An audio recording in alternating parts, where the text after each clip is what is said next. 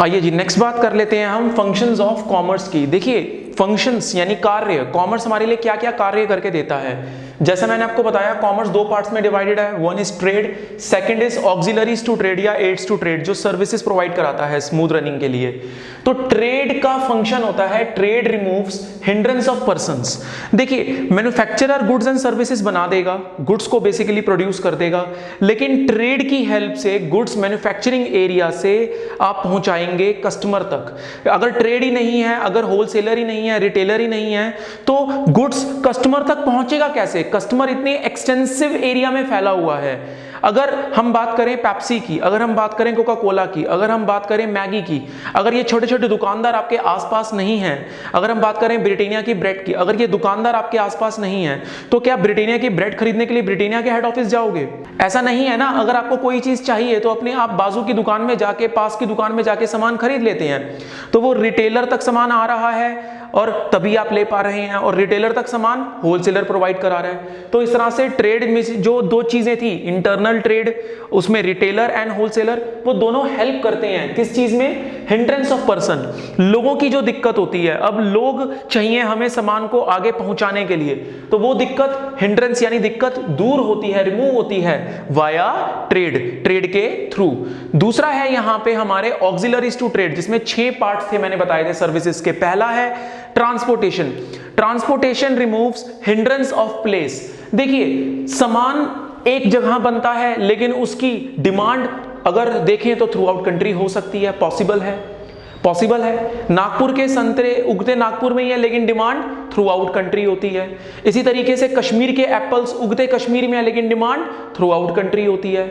सामान पहुंचेगा कैसे? वो थ्रू आउट नेशन सामान पहुंचाने के लिए आपको व्हीकल्स की जरूरत पड़ेगी, ट्रक्स की जरूरत पड़ेगी, cold chain, cold storage trucks होते हैं, कंटेनर्स होते हैं, उसकी जरूरत पड़ेगी। तो वहां ट्रांसपोर्टेशन हेल्प करती है आपकी।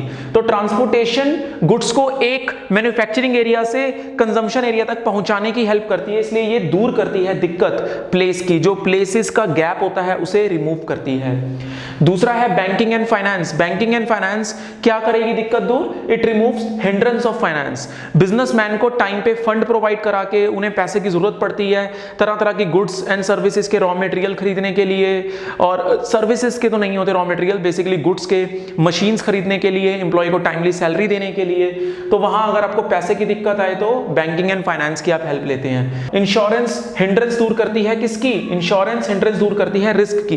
बिजनेस में तरह तरह के रिस्क होते हैं, आग लग गई, चोरी हो गई, तो उस चीज का आप इंश्योरेंस लेके चल सकते हैं। एक्सीडेंट्स का इंश्योरेंस लेके चल सकते हैं। इंश्योरेंस के केस में आपको एक छोटा सा अमाउंट पे करना होता है, से 1 लाख की कोई एसेट अगर आपको उसे 1 साल के लिए मान के चलिए किसी भी रिस्क से बचाना है। अगर कल को उसे 1 लाख की कोई मान लो व्हीकल है, उसके ऊपर उसका कोई एक्सीडेंट हो जाता है या कोई आग लग जाती है उस व्हीकल में, तो आपका तो 1 लाख का नुकसान हो जाएगा। तो आप 500, 600, 1000 रुपए तक का प्रीमियम पे करके उसको इंश्योर्ड करा सकते हैं। मींस अगर कल को नुकसान होता है तो उस नुकसान की भरपाई आपको इंश्योरेंस कंपनी करेगी, आपकी जेब से कुछ नहीं जाएगा। तो ऐसे में हिंड्रेंस ऑफ रिस्क, रिस्क से बचाती है आपको इंश्योरेंस। वेयर हाउसिंग क्या करती है? It removes hindrance of time, hindrance of time. Hindrance of time किस तरह से? वेयर हाउसिंग में आप चीज़ों को जोड़ के रख सकते हैं, जैसे मैंने आपको बताया। और जब आप प्रोड्यूस करेंगे, चीज़ों को जोड़ लेंगे, ज़रूरी नहीं कि डिमांड उसी समय पे हो। डिमांड अब चाहे महीने बाद हो, 2 महीने बाद हो, चीज़ें आपकी जुड़ी हुई हैं। तो जो समय का गैप होता है, लैग टाइम कहते हैं इसे, प्रोडक्शन से कंजम्पशन के बीच का, उस बीच जो चीज़ें जुड़ी हुई होंगी एक प्लेस पे, तो आपका सामान खराब नहीं होगा, और ऐसे में आप इजीली डिमांड को फुलफिल कर पाएंगे जब भी वो क्रिएट होगी। तो उसके लिए आपको जो जगह चाहिए वो जगह प्रोवाइड कराती है वेयर हाउसिंग। 5वां है advertisement, it removes hindrance of information. आप गुड्स बना रहे हैं, कस्टमर तक जानकारी पहुंचाने का काम कौन करेगा? Advertisement agency. तो आपके गुड्स एंड सर्विस की इंफॉर्मेशन एडवर्टीजमेंट एजेंसी प्रोवाइड कराएगी। Next communication, it removes the hindrance of exchange of information.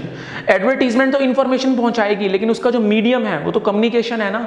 इसमें इंटरनेट आ गया, टेलीकॉम आ गया, आपका पोस्टल आ गई, जो ई पोस्ट होती है, इलेक्ट्रॉनिक पोस्ट, आजकल ईमेल हो गया, या डाक टिकट के थ्रू, डाक के थ्रू पोस्ट लेटर भेजना। तो वो कम्युनिकेशन की हेल्प से आप आदान प्रदान करते हो अपनी इंफॉर्मेशन का। लास्ट टॉपिक देख लेते हैं जो कि है स्टार्टिंग अ बिजनेस। बिजनेस को शुरुआत करते समय, बिजनेस की शुरुआत करते समय किन किन बेसिक फैक्टर्स का हमें ध्यान रखना पड़ता है। उसमें सबसे पहला है selecting the line of a business. आप किस लाइन को सिलेक्ट करना चाहते हैं, ये सबसे पहला काम होता है। आप फर्नीचर लाइन में जाना चाहते हैं, या आप एजुकेशन लाइन में जाना चाहते हैं, या आप IT लाइन में जाना चाहते हैं, या फिर आप होटल इंडस्ट्री में जाना चाहते हैं, किस एरिया में जाना चाहते हैं, वो लाइन ऑफ बिजनेस सिलेक्ट करना आपका सबसे पहला काम है। दूसरा है दोस्तों स्केल और साइज ऑफ बिजनेस।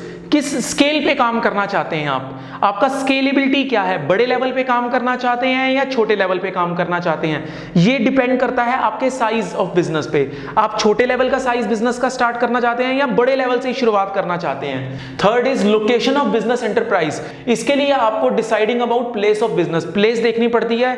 ऐसी प्लेस होनी चाहिए जहां अवेलेबिलिटी हो physical as well as human resource की। अगर पता लगे जहां आपने बिजनेस डाला और वहां पे आपको ना तो रॉ मटेरियल मिल पा रहा है, बहुत दूर से आ रहा है और आपकी अननेसेसरी कॉस्ट लग रही है, ऐसा नहीं होना चाहिए। Next is financial requirement. आप फाइनेंशियल रिक्वायरमेंट भी देख के अपना बिजनेस शुरू करेंगे।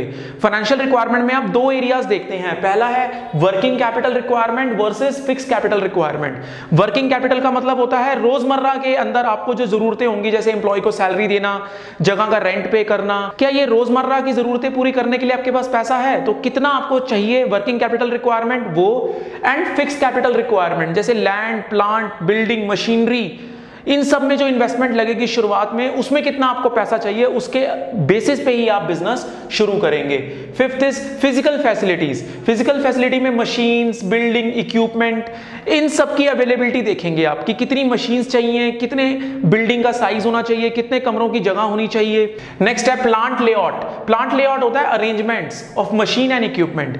आप मशीन और इक्विपमेंट को किस तरीके से, किस सलीके से रखेंगे। तो बिजनेस में भी कहां मशीन्स होंगी, कहां हमारा रॉ मटेरियल पड़ा होगा, कहां पे हमारा ऑफिस होगा, ये सब हम लेआउट डिसाइड करके चलते हैं। नेक्स्ट है कॉम्पिटेंट एंड कमिटेड वर्कफोर्स। हमें टाइम पे एक आप कह सकते हैं ट्रेन्ड स्टाफ मिले या ऐसा मैन पावर मिले जो हमारे काम में, हमारे बिजनेस में 100% अपना आउटपुट दे, ऐसी लेबर हमें चाहिए, स्किल्ड लेबर।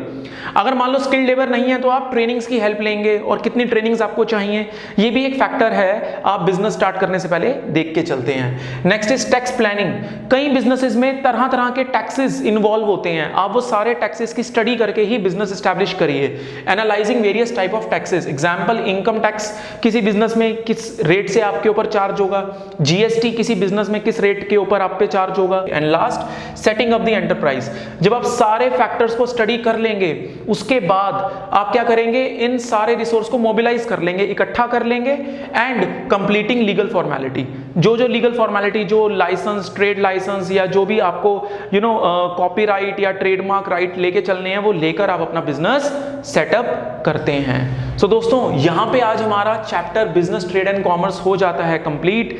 तो उम्मीद करता हूं आपको मेरी वीडियोस पसंद आ रही होंगी और आप अपनी स्टडी बहुत बढ़िया तरीके से कर रहे होंगे। और दोस्तों, अगर आप नए हैं और अगर अभी तक आपने मेरे चैनल को सब्सक्राइब नहीं किया, तो मैं बहुत स्ट्रांगली रिकमेंड करूंगा आप चैनल सब्सक्राइब कीजिए, क्योंकि मैंने आपको जैसा बताया है, मैं एक मिशन पर हूं, आपका क्लास 11 बिजनेस स्टडीज का कोर्स कंप्लीट कराने के मिशन पर। ऐसी ही वीडियोस अगर आप रेगुलरली देखना चाहते हैं तो सब्सक्राइब करने के साथ साथ बेल आइकन को हिट जरूर कीजिएगा, ताकि हमारी वीडियोस के आने की नोटिफिकेशन आपको सबसे पहले मिले। तो मिलते हैं दोस्तों, थैंक यू सो मच।